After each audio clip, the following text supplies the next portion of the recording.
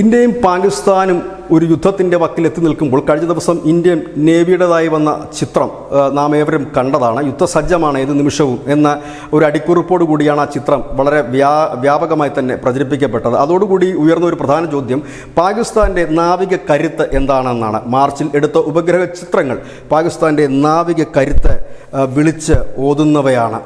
ഈ റിപ്പോർട്ട് പ്രകാരം 8 അന്തർവാഹിനികളാണ് പാകിസ്ഥാനുള്ളത്. ഇതിൽ 2 എണ്ണം മാത്രമാണ് പ്രവർത്തനക്ഷമമായിട്ടുള്ളത്. ബാക്കി 6 എണ്ണവും മെയിൻ്റനൻസ് പണിക്ക് വേണ്ടിയിട്ട് കയറ്റിയിരിക്കുകയാണ്. കറാച്ചി എഞ്ചിനീയറിംഗ് ആൻഡ് വർക്കിൽ ഡോക്ക് ചെയ്തിരിക്കുകയാണ് ബാക്കി 6 അന്തർവാഹിനികൾ. ഇതിൻ്റെ പണിയൊക്കെ തീർത്തു വരാൻ മാസങ്ങൾ എടുക്കുമെന്നാണ് ഈ റിപ്പോർട്ട് പറയുന്നത്. ഈ ഉപഗ്രഹ ചിത്രത്തിലും അത് വ്യക്തമാക്കി കാണിക്കുന്നുണ്ട്.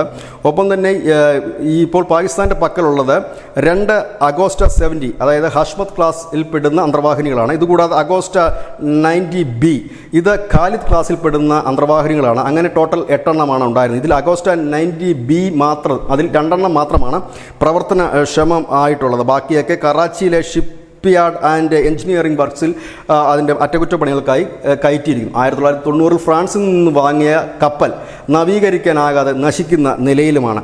ഇതിനിടയിൽ ഈ ചൈനയിൽ നിന്ന് കൂടുതൽ അന്തർവാഹിനിക്ക് ഓർഡർ നൽകിയിരുന്നു എങ്കിലും പാകിസ്ഥാൻ്റെ കടുത്ത സാമ്പത്തിക പരാധീനത മൂലം ചൈന അത് നൽകിയിരുന്നുമില്ല. എന്നാൽ ഇന്ത്യയുടെ ഭാഗത്താകട്ടെ 16ലധികം അന്തർവാഹിനികളുണ്ട്.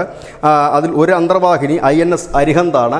ആണവ അന്തർവാഹിനി കൂടിയാണ്. ഇങ്ങനെ കരുത്തുറ്റ ഇന്ത്യൻ സൈന്യം കടലിൽ നിലയുറപ്പിക്കുമ്പോൾ അന്തർദേശീയ തലത്തിലുള്ള യുദ്ധവിദഗ്ധർ പറയുന്നത് പാകിസ്ഥാൻ എന്നേക്കുമായി കടലിലൂടെയുള്ള വഴി അടയും എന്ന് തന്നെയാണ്. ഏതായാലും പാകിസ്ഥാൻ നിലവിൽ 2 അന്തർവാഹിനികളാണ് ഉള്ളതെന്ന് ഉപഗ്രഹ ചിത്രങ്ങളും ഒപ്പം തന്നെ റിപ്പോർട്ടുകളും പറയുന്നു. ഒപ്പം തന്നെ അതിൽ പറയുന്ന മറ്റു പ്രധാനപ്പെട്ട ഒരു വാർത്ത, വേണ്ടത്ര കപ്പൽ ജീവനക്കാർ, അതായത് നാവികസേന ജീവനക്കാർ ഇല്ല എന്നൊരു വാർത്ത കൂടി പുറത്തു വരുന്നു. News desk news India Malayalam.